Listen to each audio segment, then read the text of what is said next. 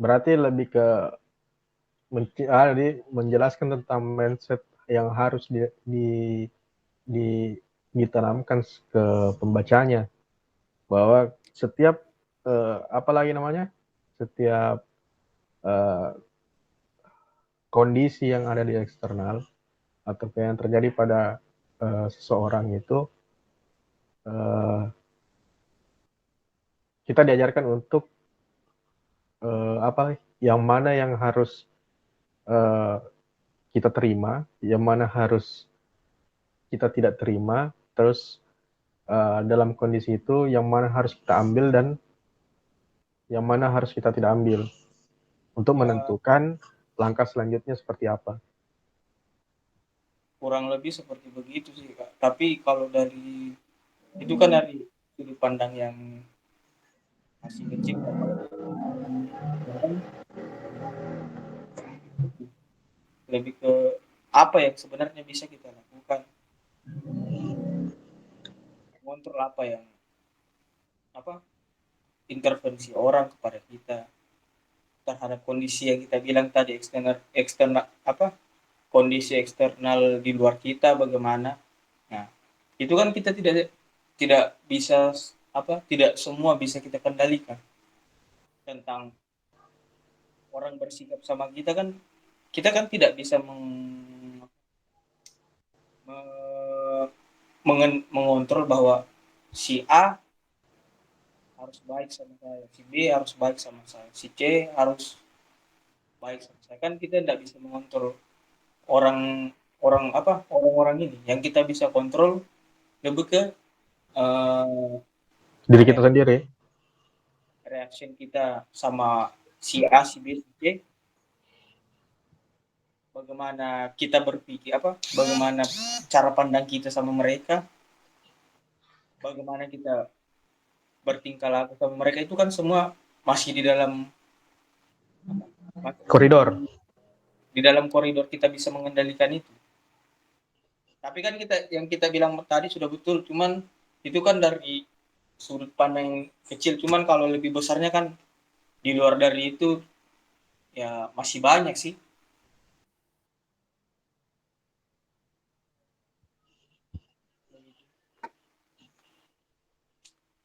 Belum malu belum matang materinya untuk saya, jadi maklumi saja lah. Saya Iya, masih belajar juga. namanya juga diskusi tuh. Tidak anu Ji, maksudnya jangan terlalu kaku bilang bilang apa lagi namanya, bahwa saya itu adalah benar dan harus benar, dan yang lain itu harus mendengar rendah. Karena kan kita bikin forum-forum begini kan, eh, tujuannya bukan siapa yang bentuk pembenaran, siapa yang bentuk kesalahan, Betul Kak.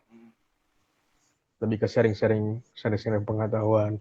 Karena kan kalau memang memang kalau orang-orang berbicara bahwa buku adalah jendela jendela pengetahuan, ya memang mungkin iya, benar mungkin.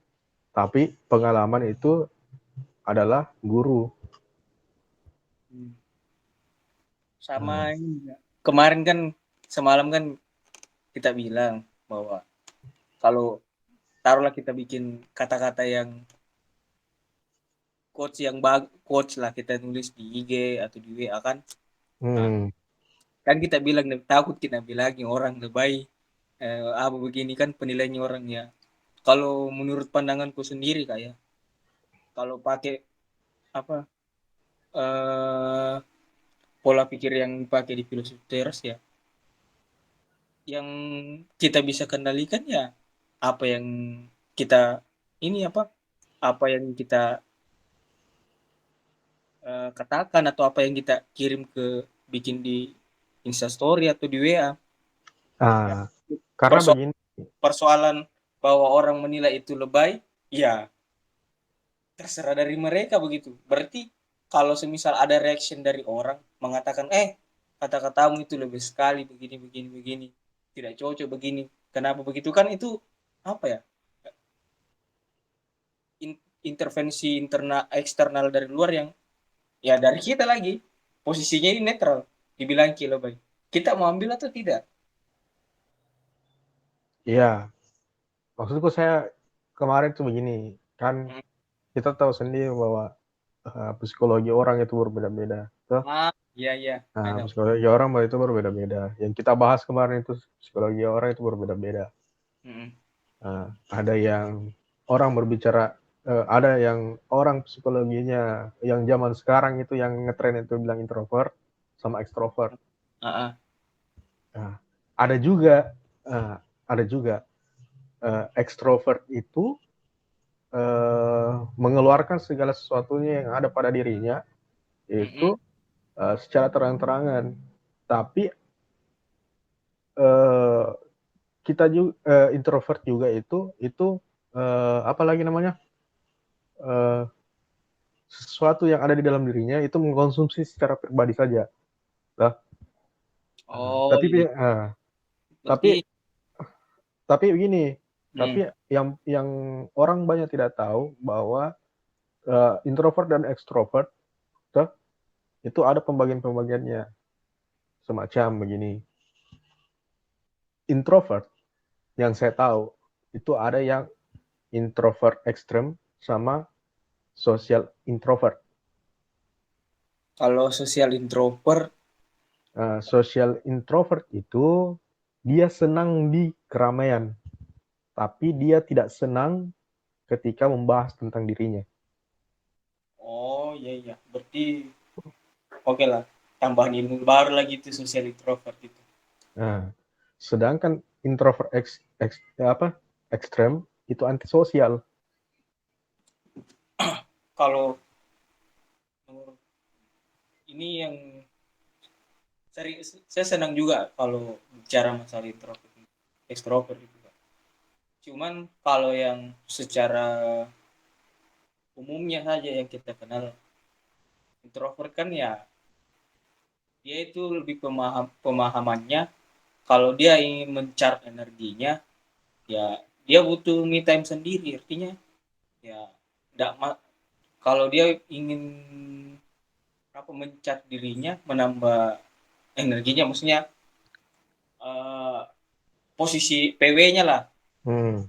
dia butuh sendiri tapi tidak menutup kemungkinan dia tidak bergaul sama orang cuman dia lebih ke apa ya lebih ke mencat dirinya itu ya dia butuh waktu untuk sendiri memang kalau ekstrovert itu dia lebih ke ini dia tidak bisa kalau sendiri dalam Ya, arti kalau dia ingin mencharge dirinya energinya itu dia harus banyak bersosialisasi cerita-cerita lah nongkrong-nongkrong lah atau ya tergabung lah sama suatu komunitas dia tidak bisa lepas dari itu kalau ekstrovert kalau pemahamanku tadi yang tidak bilang itu yang apa social introvert itu dia bukan social introvert kalau menurutku dia kayak ini kan apa dia ada ke kita pernah dengar ambivert apa? ambivert jadi Ambivert. ambivert itu di tengah-tengahnya antara extrovert sama introvert jadi ini Kenapa apa bisa?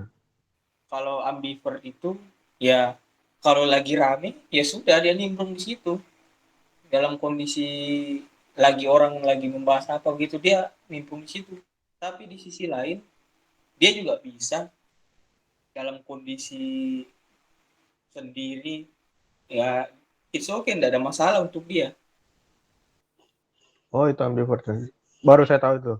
Karena yang Nah, saya tahu itu yang ada dua, itu introvert sama extrovert. Nah, introvert itu yang saya jelaskan kan, yang ada antisosial, itu ekstrem introvert itu. Itu lebih ke arah antisosial. Berarti dia menyendiri dan memang tidak mau bergabung sama ini orang luar. Jadi oh, dia cenderung ke di dunia oh, sendiri. hmm, Beda dengan social introvert itu ketika dia di keramaian, dia hmm, tetap ada. hmm, hmm, Cuma dia tidak mendominasi. Dia oh, tidak mendominasi. Kayak umpamanya, kan biasanya ada tuh orang nongkrong-nongkrong toh, nongkrong-nongkrong. ada yang cerita semua, ada yang satu tuh jadi pendengar, ketawa-ketawa aja kerja, tidak banyak bicara, tapi senang dia rasa. Tapi pada saat uh, giliran di tongkrongan itu membahas tentang pribadinya ini orang, dia tidak suka kayak gitu. Nah, itu dibilang social introvert. Beda halnya kalau umpamanya extrovert. Extrovert itu ada juga dua, setahuku.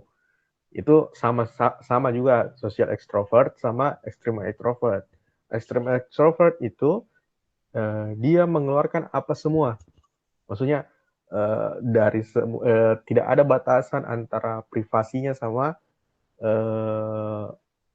privasinya sama untuk yang di publik. Nah, dan dia merasa eh, apa namanya? Dia bergantung sama orang lain. Bergantung sama orang lain. Jadi dia lebih menempatkan bahwa keramaian itu adalah hidupnya. Nah, beda kalau social extrovert. Social extrovert itu dia tetap mencari ke umpamanya dia lebih senang ke ke hal-hal yang rame, membahas tentang rame, tapi dia lebih tidak suka kalau pembahasan ramenya itu mengenai dirinya. Tapi di satu sisi dia suka apa lagi namanya? Kayak gini, dia suka jadi pusat perhatian, tapi bukan dalam segi membahas tentang pribadinya. Nah, setauku itu. Kalau apa lagi namanya? Ambivert. Nah, ambivert itu baru saya tahu. Kalau ambivert itu posisinya dia netral. Jadi ya lagi rame nimbrung di situ, apa berinteraksi seperti biasa. Cuman kalau lagi posisinya dia sendiri ya itu oke, dia tidak masalah. Jadi dia bisa men-charge dirinya meskipun itu posisinya lagi pada posisi orang berkumpul berkumpul bersosial, dia tetap ada di situ. Tapi di lain sisi dia bisa men-charge dirinya di situ. Cuman di lain sisi meskipun dia sendiri, tidak ada orang, dia punya me time sendiri, dia tidak ada masalah juga. Artinya dia bisa mengkondisikan bahwa meskipun dalam keadaan sendiri atau ramai, ya dia tetap bisa men-charge dirinya. Karena ada orang itu kan, oh iya, saya ini nggak bisa kalau naik rame-rame kan, berarti oke lah dia apa ekstrovert. Ya, kalau introvert kan dia nggak bisa terlalu, bukan nggak bisa sih, cuman dia nggak terlalu nyaman di situasi keramaian. Berarti memang dia cenderungnya ke sifat introvert. Kalau yang kita maksud tadi sosial extrovert kak, Social introvert. sosial introvert mungkin dia masuknya ke ini, masuk masuk ke ambivert dia, atau saya juga kurang apa ya, ini secara pemahaman secara umumnya saja yang saya tahu. Kalau ya introvert ya sudah introvert, berarti dia mencari dirinya pada saat dia punya waktu sendiri. Dan ekstrovert ya pada saat lagi dia tidak bisa sendiri, dalam artian untuk mencari dirinya dia harus uh, melakukan interaksi sosial dengan orang lain. Mungkin kalau yang kita bilang tadi ekstrovert begini, introvert begini begini, mungkin lebih ke apa ya, saya juga belum terlalu belajar secara mendalam sih Kak, kalau sub-subnya itu bagaimana.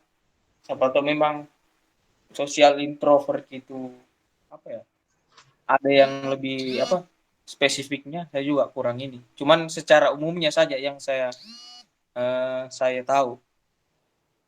Jadi kepribadian itu ada 3.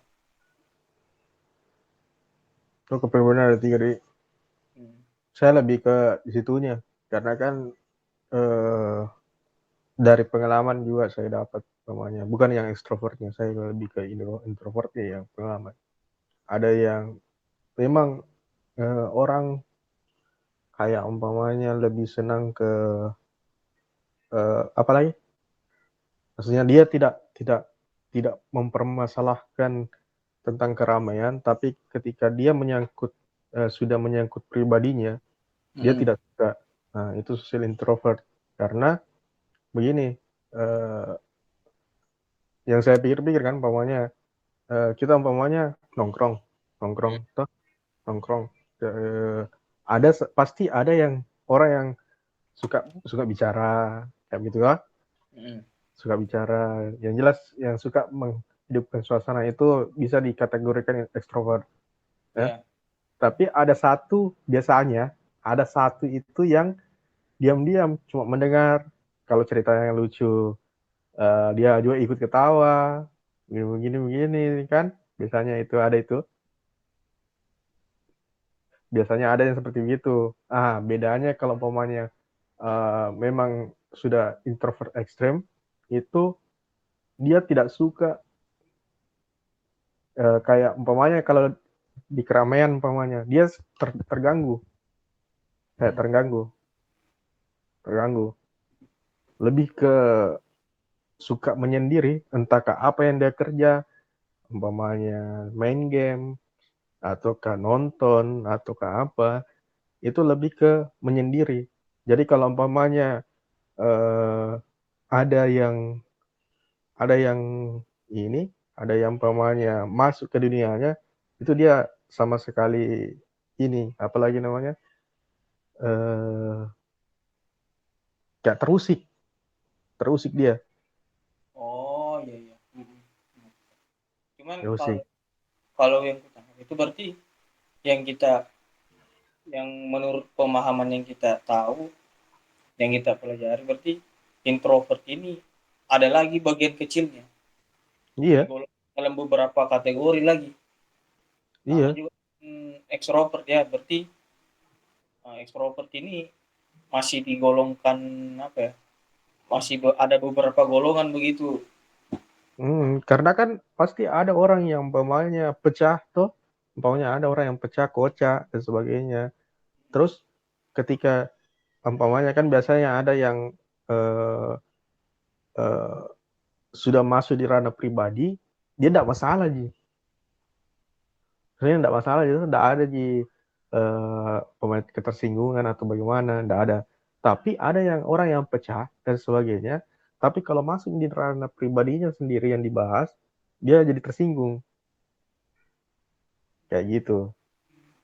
Kan pasti ada orang yang seperti itu. Dan ada pun juga yang tidak masalah sih. Ada juga yang penyendiri, diajak umpamanya kumpul dan sebagainya, dia malah tidak mau.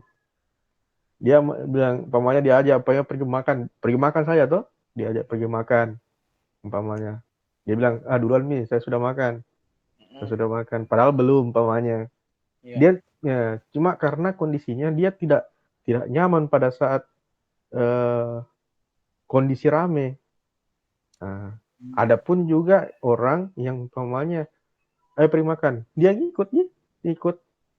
Tapi pada saat umpamanya di dalam makan itu sudah umpamanya menanyakan umpamanya kau kerja di mana, kau bagaimana pacarmu dan sebagainya, dia menjadi risih kayak gitu. Tapi dia tetap lebih senang kumpul begitu, tapi tidak mendominasi kayak Kalau begitu.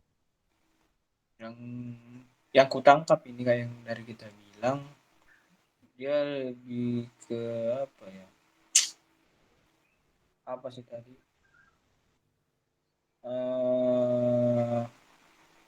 Pembahasan yang awal kita bahas tadi, yang tentang filosofi teras, yang stoicism kan.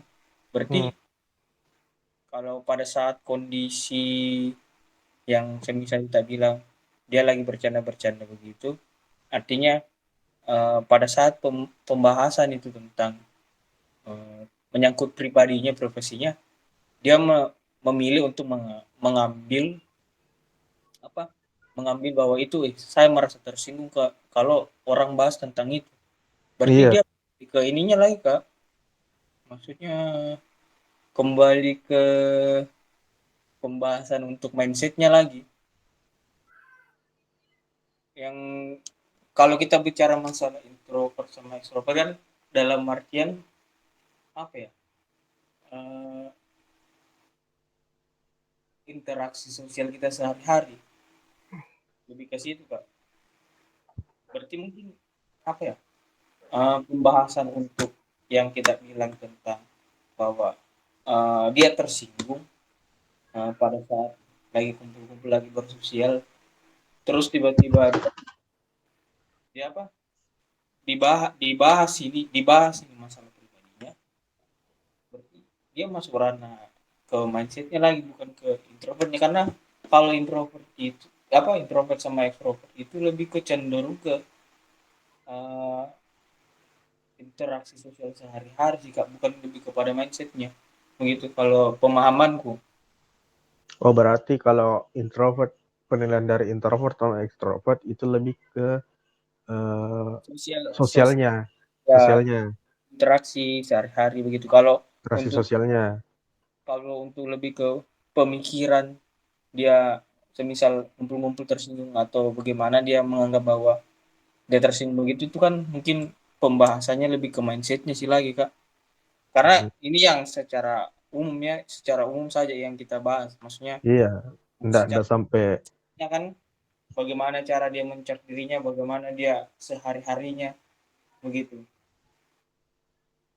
Karena kalau kita bilang kondisinya seperti begitu, saya kalau menurut persepsiku, introvert pun introvert maupun extrovert atau ambivert pada ada memang, mungkin setiap manusia sih Kak, ada titik di mana uh, saat kita membahas masalah privasinya dia, dia merasa tersinggung begitu. Saya rasa mungkin hampir dalam apa ya, baik itu introvert, extrovert atau ambivert itu ada semua sih. Mungkin pembahasannya itu tadi bilang lebih ke mindsetnya mungkin Kak. Lebih ke mindset deh. Iya. Berarti eh, berarti yang umpami ini kalau masalah introvert itu tentang hubungan sosialnya, bukan Hubungan, kepada mindsetnya. iya. Kalau mindset kan mungkin beda lagi sih pembahasannya. Hmm. Tapi memang saling ini, maksudnya dari mindset itu sama interaksi sosial ya memang saling bertautan lah. Karena dalam kehidupan sehari-hari juga ya tiap orang bisa ini ada sesuatu yang memang apa? Kok ada sesuatu? Nah, terus jadi pertanyaanku sekarang, kalau umpamanya eh, kita memetakan bahwa introvert extrovert itu adalah hubungan sosial, Mm-mm. terus yang dibahas tentang dari filosofi teras itu adalah mindset. Mm-mm. Nah, terus kalau untuk personality plus tentang karakter, itu masuk di mana? Kayak Kalau umpamanya melankolis, pragmatis, sanguinis. Nah, oh itu masuk di mana itu dia? Karena kan kalau umpamanya kita berbicara hubungan sosial, mindset dan sebagainya itu kan pasti orang berbicara tentang psikologi dan karakter. Tuh, itu bagaimana itu? kalau yang kita bahas masalah melankolis, apa pragmatis atau perfeksionis begitu, Nah, sanguinis. ya apa ya? Lebih ke apa sih? Pernah aku baca juga itu Kak, lebih ke mana dia? Ya lebih ke ini apa? Cara pandang sih Kak. Memang saling bertautan dengan mindset, cuman dia lebih spesifik ke apa ya? Cara pandang dia terhadap sesuatu. Dalam artian begini, taruhlah dia orangnya perfeksionis, yang mungkin ditanamkan dari kecil bahwa Nah, tunggu tuh. Sebenarnya itu perfeksionis, ada atau tidak ada? Nah, Nah, perfeksionis itu. perfeksionis itu Ada kalau atau tidak ada? Karena yang saya tahu itu, yang saya pelajari dari 2009 tuh, dari 2009 itu, saya baru dengar perfeksionis itu di tahun 2012 kah? 2011. 2012, 2011 akhir kalau tidak salah. Karena yang saya tahu itu, kayak umpamanya setiap manusia itu memiliki 4 karakter tuh. Sanguinis, mm, pragmatis, melankolis, mm, sama apa lagi satu? sama apa lagi ya? Sama pragmatis lain. Sanguinis, pragmatis, melankolis, eh, melankolis, apa lagi satu? Ada satu itu apa lagi tuh? Apa ya satu itu? Lain kah yang perfeksionis lain kah? Kayak Perfeksionis itu, eh, perfeksionis, saya tidak tahu. Yang saya kayak ambil, yang saya ambil itu 4 itu. kalau Melankolis, pragmatis, sanguinis, melankolis. Sanguinis, pragmatis, melankolis. Sama ada yang satu, saya lupa satu itu apa. Nah, mereka ada keunggulan sama kekurangan masing-masing, sama begitu. Karena setiap manusia itu tidak sempurna. mm, Nah, toh, kita berujuk pada manusia tidak sempurna, berarti terbantahkan itu perfeksionis. kalau perfeksionis di sini kan lebih gampang pola apa pandangan atau pola pikir internal dia yang terbentuk dari kecil. Sebenarnya kalau apa tadi kita bilang? Kan personality plus itu kayak umpamanya cara pandang dan melakukan apa yang menjadi cara pandangnya. Itu Mm, personality. Toh? Personality. Berarti apa yang dia susun, apakah yang dia susun itu yang dia lakukan, umpamanya kan. Itu adalah personality plus. mm, Personality plus. Sedangkan perfeksionis itu umpamanya, eh, orang nyusun ini A B C D E F G, toh? A B C D E F G, dan dia harus melakukan A sampai G itu, ya. A sampai G itu. mm. Kalau dari pandanganmu, perfeksionis itu kalau umpamanya ada salah satu yang tidak terpenuhi, bagaimana? Ya Dia lakukan atau tidak? pasti dia tidak lakukan nggak? Karena Ah, namanya dia, perfeksionis kan, sedangkan melankolis itu, jadi tidak ah, boleh kurang kan? iya. Sedangkan melankolis itu dia memikirkan segala subjek dan objeknya. Melankolis. Ada satu yang tidak terpenuhi, dia tidak mau lakukan. Itu melankolis.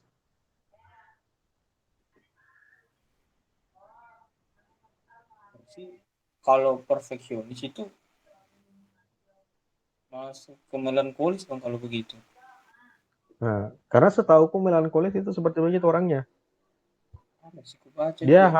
harus memenuhi standar yang dia dia tetapkan. Ketika standar itu tidak tidak terpenuhi, dia lebih memilih tidak melakukan semuanya. Itu melankolis. Memilih untuk tidak melakukan semuanya. Iya. Kalau ada satu saja yang tidak, pokoknya yang jelas standar yang dia tetapkan tidak terpenuhi, dia memilih untuk tidak melakukan semuanya. Nah, sedangkan sanguinis itu saya lupa seperti bagaimana. Hmm, lupa juga. Pernah aku baca itu. Tapi setahu kalau orang melankolis berarti saling bertahu tadi juga dengan orang perfeksionis. Karena Iya. kalau di Makanya makanya di diri manusia itu ada 4 itu karakter yang mana lebih unggul. Jadi ada 4 karakter itu yang mana lebih dominan. Dominan pertama sama dominan kedua.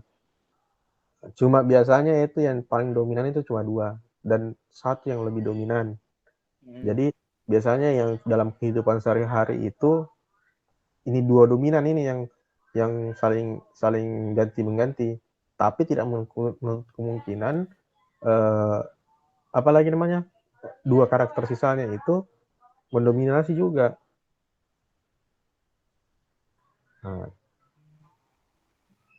karena orang berbicara tentang personality itu karakternya itu setiap orang semua orang itu pasti ada keempatnya ini keempat keempat personality ini ada 4 personality tergantung dari bagaimana mereka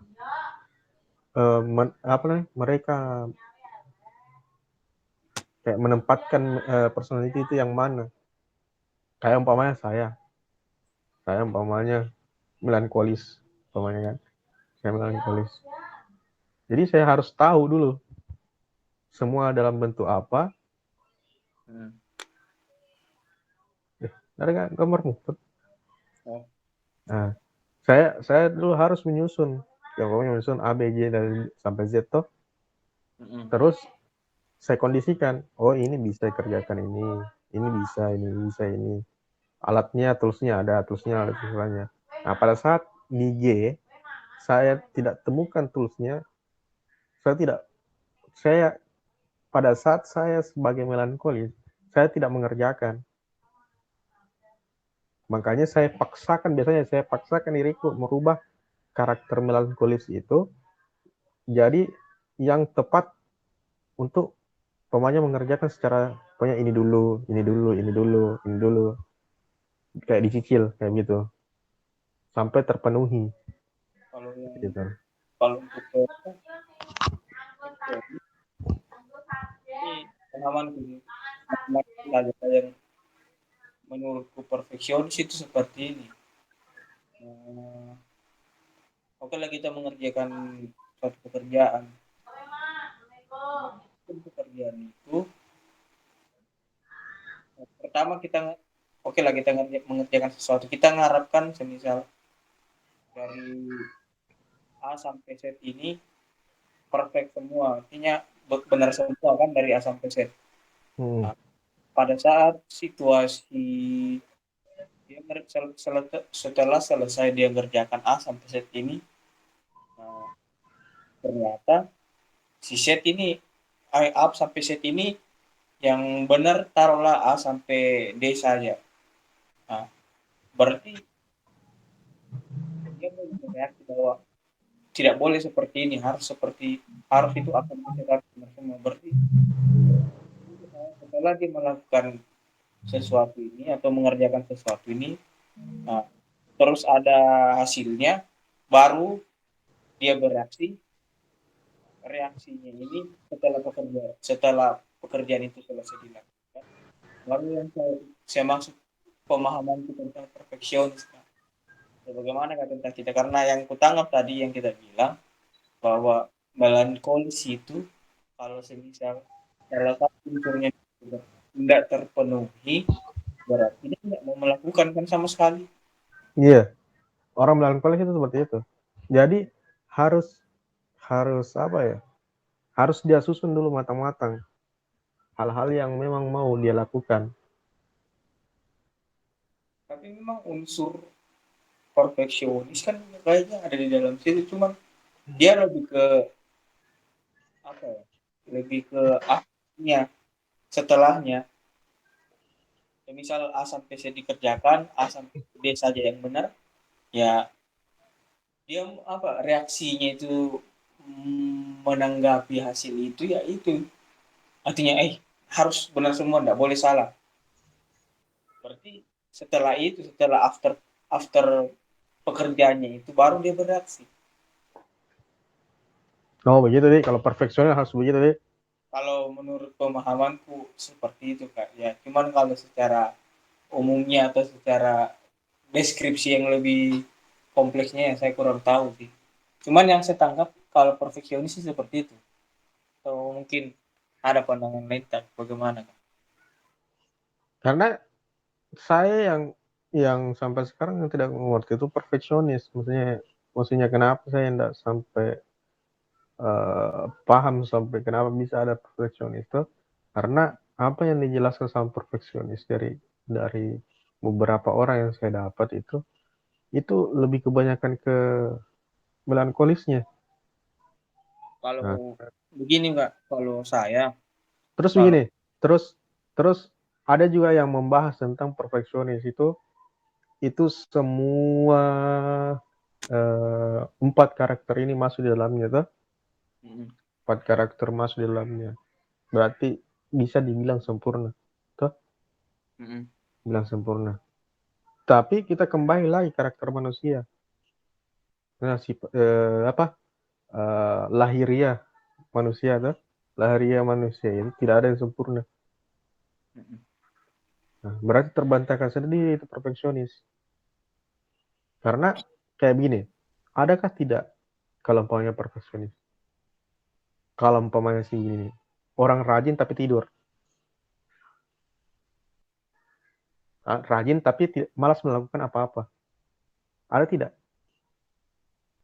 Kalau secara umum memang tidak ada, cuman kalau secara pandanganku saya, perfeksionis itu kan lebih ke apa ya? Kalau dalam arti bahasanya lebih ke mungkin yang kita bilang tadi empat ini unsur perfeksionis ada di dalamnya kan.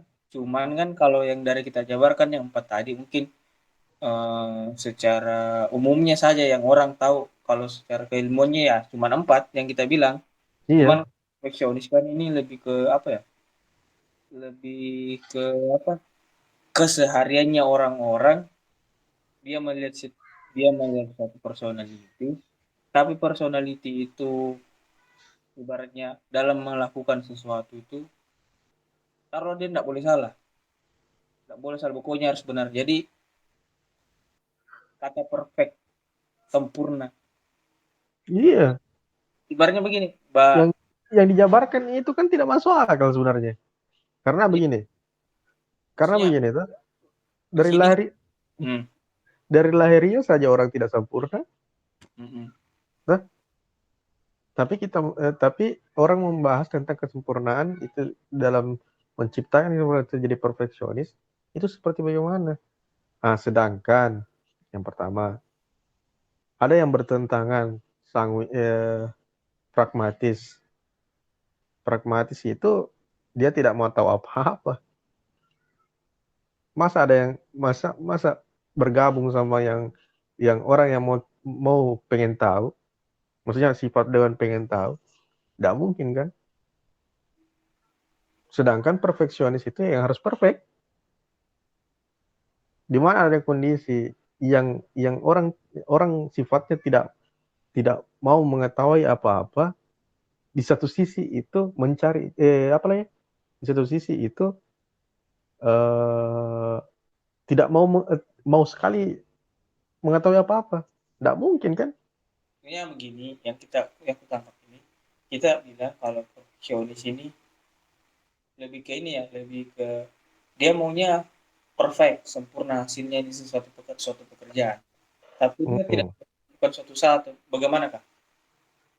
Kan gini, sanguinis apa lagi bahasanya ini? Saya lupa juga ini personality juga.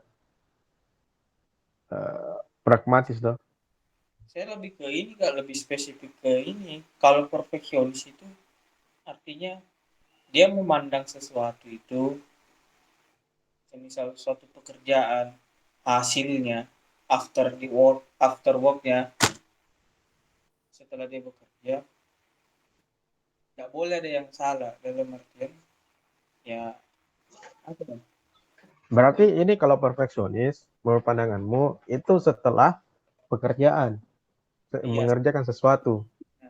atau di dalam prosesnya lah.